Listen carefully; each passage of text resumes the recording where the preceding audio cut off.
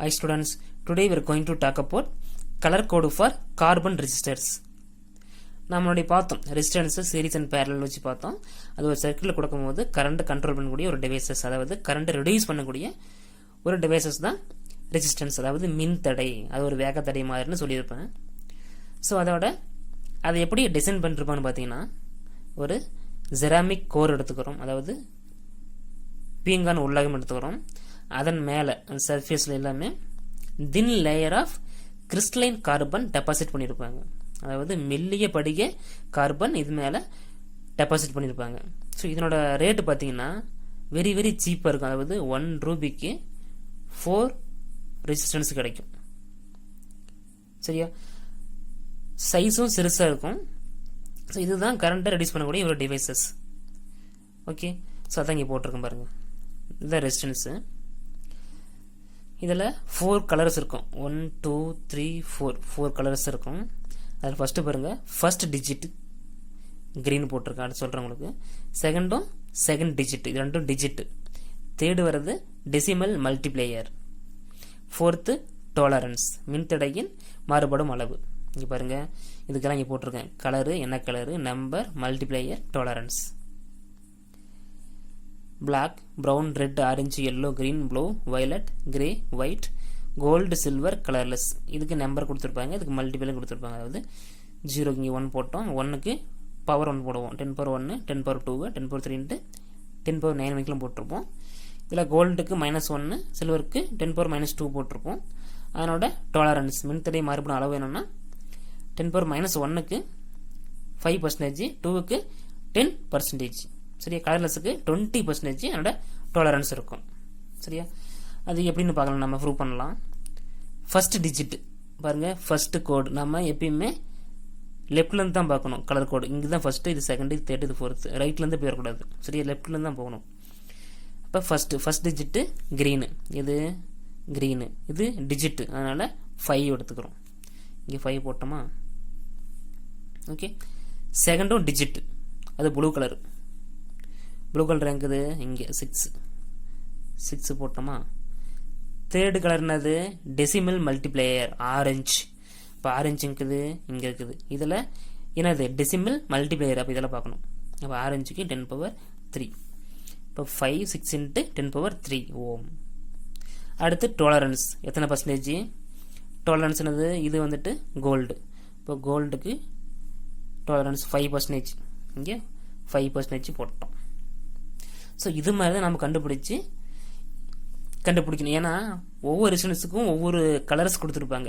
இந்த கலர் கொடுத்தா இந்த ரெசிஸ்டன்ஸ் வேல்யூ இவ்வளோ அப்படின்னு கொடுத்துருப்பாங்க. எக்ஸாம்பிள், இதில் ப்ரௌன், பிளாக், ரெட் இருக்குது. இன்னொரு ரெசிஸ்டன்ஸு ப்ரௌன், பிளாக், ஆரஞ்சு இருக்குது.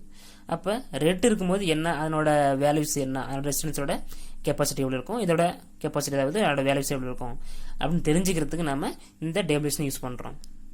Okay, very very important question இது. சரியா? 1 மார்க் கேட்பாங்க.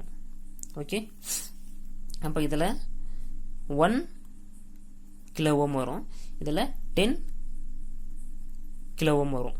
இது ப்ரௌனு, பிளாக்கு, ரெட்டு, இது ப்ரௌனு, பிளாக்கு, ஆரஞ்சு. நம்ம 1 செக் பண்ணிடலாம். அடுத்தது நீங்களும் செக் பண்ணணும். சரியா?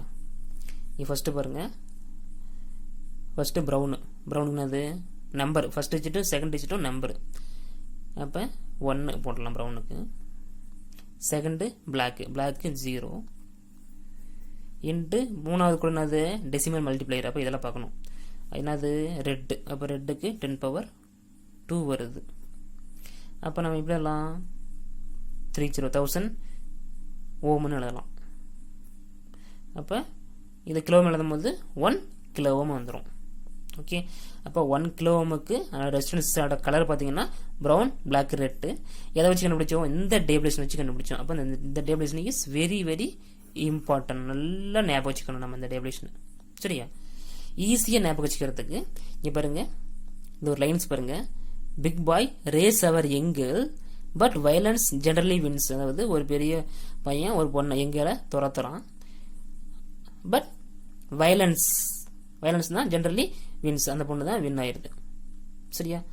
இதில் ஃபர்ஸ்ட் லெட்டர் பார்த்தீங்கன்னா இது எல்லாமே வரிசையை பொருந்தும். பி பிளாக்கு, இந்த பி ப்ரௌனு, ஆர் ரெட்டு, அடுத்து O orange, Y yellow, G green, B blue, V violet, G grey, W white.